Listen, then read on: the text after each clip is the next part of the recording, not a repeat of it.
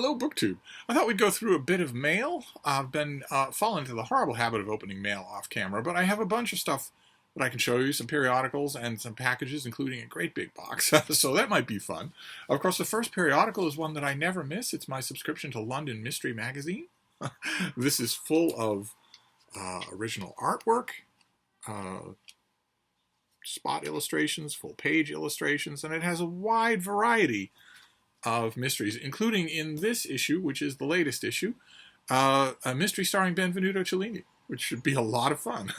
So, there are other subscriptions here. There's the Martha's Vineyard Gazette, broadsheet newspaper from the island of Martha's Vineyard. The main story in the Gazette still is a political stunt pulled by Florida's fascist governor Ron DeSantis, where he kidnapped a bunch of legal asylum seekers and shipped them to Martha's Vineyard, which is an island in the off-season off the coast of Massachusetts, so it is not equipped to handle busloads of people who need literally everything. I've had a number of you email me about that case, mainly because you know that I'm connected to the Vineyard, not only through the Vineyard Gazette, but from a lifetime of going and spending time there. Quite a few of you wanted to know my opinion on the subject. I pronounced my opinion on the subject, of course, on Twitter, where we pronounce all of our opinions, which is that Ron DeSantis would be in really serious trouble. He is guilty of kidnapping, which is a federal offense, and human trafficking, which is also a federal offense. And he's not just guilty of those things, he's prima facie guilty of them. He's admitted both of them many times. He's very proud of it. In normal circumstances, he would be in very serious legal jeopardy. He would be in severe danger of losing his physical liberty. But he's not subject to U.S. law. So the only way that he could ever be made to pay for kidnapping and human trafficking a bunch of people, including children who were not given any kind of care or attention or food or water for the whole course of a long day with many stopovers, where they were not free to leave, at any of the places where the plane touched down, they were not free to leave. This is a clear, open and shut, black letter law case of kidnapping. And therefore of human trafficking, which means it's a RICO violation as well. He would be, under normal circumstances, in extreme danger, legally. But he's not subject to U.S. laws. The only way that he could be made to pay for this stunt would be if the federal government sent troops to commit to a firefight in the streets of Tallahassee and physically extradite him from Florida. Otherwise, the Florida voters have been cut out of the whole equation. The Florida courts are entirely his. He has his own private militia, so that you can't do anything about it. If you were to organize a mass protest anywhere in Florida, there'd be bodies stacked in the streets. He would just tell his militia to open fire. And again, you might think, well, then he'd be arraigned in federal court, but the federal court doesn't run to Florida. It is his satrap. He is in charge of Florida from now until he decides to take another job, which is that really sucks for Floridians, I know, but it also applies directly to this case. That's why he will never face any kind of accountability. Just in case any of you don't follow me on Twitter, I don't advise that you follow anybody on Twitter. And then another periodical that is directly connected to me is the Bedford Times Press in Bedford, Iowa, a small local newspaper. I love local newspapers. And this one has all of what you would expect from a local newspaper. It has the sports victories of the local Utes.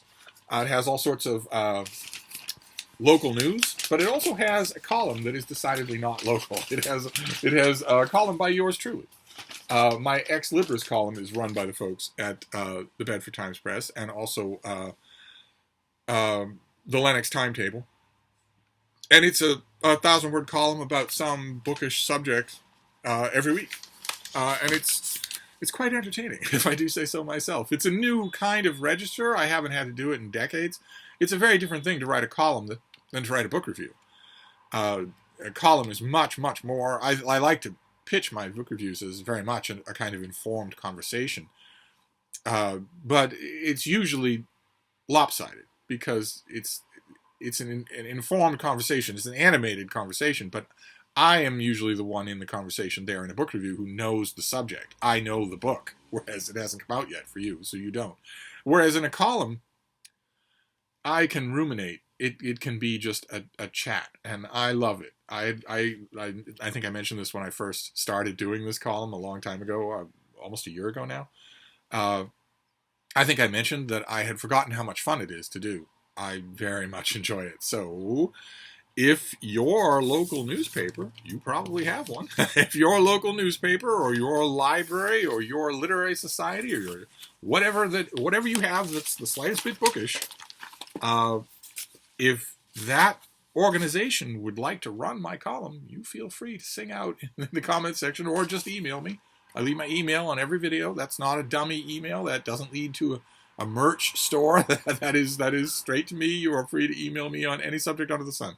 And then the final periodical was the New New Yorker, which I love, even when the cover is well, the cover is the tushy of a baseball player. No idea why, but there's a fascinating letter in here. A couple of people responded to an article that an author named Nicola Twilley recently wrote a piece in the New Yorker about the struggle to get widespread refrigeration technology to countries like Rwanda that don't have it and might be able to very much benefit from it. She describes a lot of the challenges in that article, and she got a couple of letters in response. And one of them surprised me, coming from a writer in New York City. I thought I would read it to you and get your response as well, in case you don't take the New Yorker. Twilley's report brought to mind Americans' almost unlimited use of refrigeration. In the U.S., about a quarter of U.S. households have 2 or more fridges. Do you have 2 fridges in the house? Compared with many other countries, we also have a longer supply chains, less fresh produce, and more pollution from transportation and packaging. We also have overburdened electrical grids and an abundance of unhealthy, heavily processed products in our diets. One way that Americans could help people in developing countries is by reforming their own systems so that we pollute our shared world less. We could make it easier to run farmers markets here, thereby reducing our over-reliance on refrigeration. Do you have a farmer's market near you? I'm curious about what the author would say about the gasoline to get there back. Isn't there a carbon footprint to going to your farmer's market? Cutting back on fridge use might seem difficult, but it is possible. I speak from experience. After reading a 2017 article about how other cultures refrigerate less, I tried unplugging my fridge. I didn't think I could make it a day, but using a combination of tactics, including fermentation and effective shopping, I made it 3 months. The writer unplugged the fridge and kept it unplugged for 3 months. Could you do that? My next try lasted nearly 7 months. Now, on my 3rd try, I'm a week short of making it a full year. A full year without refrigerating anything. That got me thinking. I have to admit, that got me thinking. I have... out in the kitchen here at Hyde Cottage, I have a sort of a big hamper, a sealable hamper that sits on the counter, that I just fill with stuff. And this got me thinking about, what doesn't go in there? What if I were to get a second hamper? Could I abandon the refrigerator completely? I don't really know. Most of the time, the food that I get comes either from a shelf in a cupboard or it comes from that hamper. So that letter has me thinking about how much I use the refrigerator. So I naturally want to know how much you do. But anyway, let's get on to the mail. We have 2 packages here. And the first one comes in a very sexy gold lame. I wish that all books came this way. It's heavy, so I'm thinking that it's a finished copy. I'm very much in the market for finished copies for October. So let's hope that all of this mail is that. Let's see. Oh, great. Okay, yes, this does not have a sheet in it, but this is a finished copy for October. This is the new book by Siddhartha Mukherjee, the author of The Emperor of All Maladies, which a lot of you probably read. This is The Song of the Cell, an exploration of medicine and the new human. So let's see what the author has to say this time around. In the late 1600s, a distinguished English polymath, Robert Hooke, and an eccentric Dutch cloth merchant, Anton von Leeuwenhoek, looked down their handmade microscopes. What they see introduces a radical concept that sweeps through biology and medicine, touching virtually every aspect of the 2 sciences and altering both forever. It is the fact that complex living organisms are assemblages of tiny, self-contained, self-regulating units. Our organs, our physiology, our cells, heart, blood, brains are built from these compartments. Hooke christened them cells. And von Leeuwenhoek wrote a book about his little animals, the little animals that make you who you are. The discovery of cells and the reframing of the human body as a cellular ecosystem, which is what you are. And keep in mind, quite a few of those cells are not you. They are viruses and bacteria. An alien scan of your body would say that you were a trill, that you were a composite creature. And this announced the birth of a new kind of medicine based on the therapeutic manipulation of cells. A hip fracture, a cardiac arrest, Alzheimer's, dementia, AIDS, pneumonia, lung cancer, kidney failure, arthritis, COVID, all could be viewed as the result of cells or systems of cells functioning abnormally. And all could be perceived as the loci of cellular therapies. So that's what this is going to be about. I am a big fan of this author, to put it mildly. So we go back a long way. I will happily read any book. Let's see. How are we going to do for our ergonomics here? So, I should have thought of that before I sat down. Well, we'll if we have a catastrophe, then we have a catastrophe. I just need a place to put this book. Let's put it there. All right, then we have a box. It is fairly big, but it is fairly light, so it may be only one book. Sometimes, you're a book publicist, you're trying to make it out by 6 or 7 o'clock at night. You've got a few more things to send. If a box and packing is handy, you just go for that. So this could easily be just one book. Let's take a look. Yes, this is just one book. Oh, great. All right, quite the book, though. I believe this is also an October release. Again, no sheet, but I think this is early October, so next Tuesday.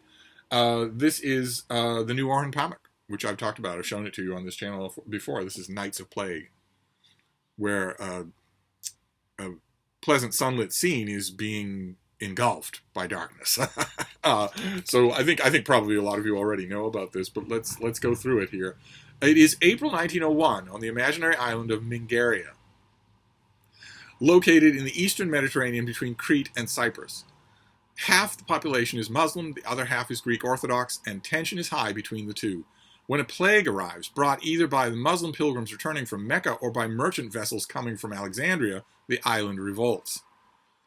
To stop the epidemic, the Ottoman Sultan Abdul Hamid II sends his most accomplished quarantine expert, an Orthodox Christian, to the island.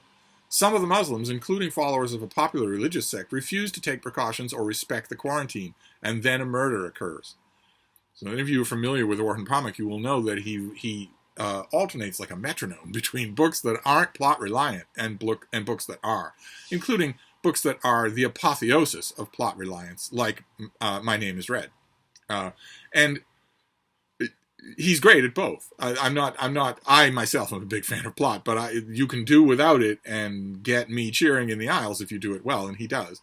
It looks like if your dust jacket fly sheet is saying that a murder occurs and doing it in such a dramatic fashion, then it stands to reason that plot is going to be a big part of your book. As the plague continues its rapid spread, the Sultan next sends his niece, Princess Pakiz, and her husband, an acclaimed doctor and a Muslim, to manage the crisis. But the incompetence of the island's governor and local administration and the people's refusal to respect restrictions doom the quarantine to failure, and the death count continues to rise. Because of the danger of the plague that might spread to the west, the people of Mingaria are cut off and left to defeat the plague themselves. So from that description, needless to say, I hardly need to point out, this is a COVID book. And I mentioned a year ago that we were going to get a lot of COVID books, and some of them would be ripped from the headlines, some of them would be screaming and stupid, but that our writers, especially our novelists, would be taking this to heart. A lot of them would be taking this to heart. It's their job to reflect the world around them, to take in the glories and the toxins that are in our current bloodstream that are just streaming around, that the rest of us aren't doing anything permanent with, and transform them into works of art.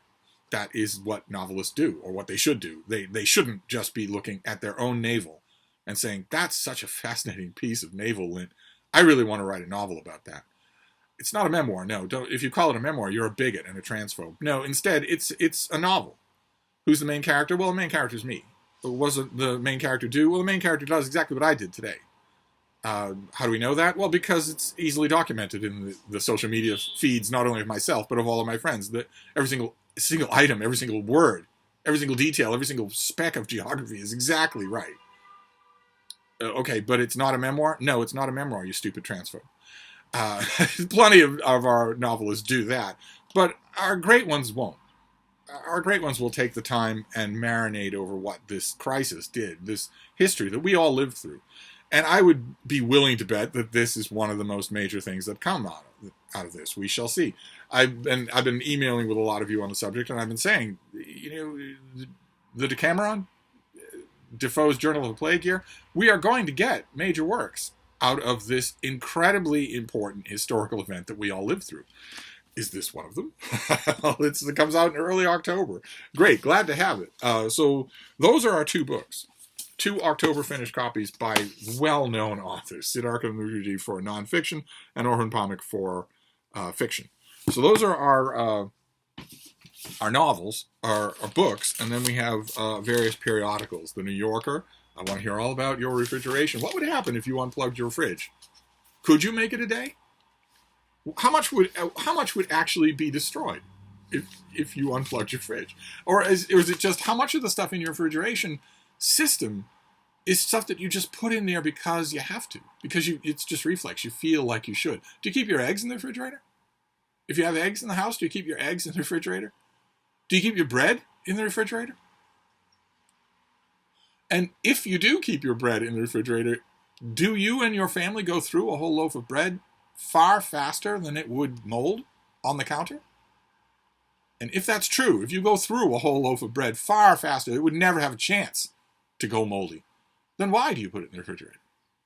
All that sort of stuff. Utterly fascinating. Then we have my column in the Bedford Times Press. Feel free to make it your column. Feel free to put a word in the pink and shell-like ear of whoever is in charge of your local newspaper. And the Vineyard Gazette. And, of course, London Mystery Magazine. I never miss an issue. So there you go. That is the mail for today. 2 winners, as far as I'm concerned. I will hunker down with both these books this weekend. But anyway, I'm going to wrap this up, but I'll be back. Thank you, BookTube.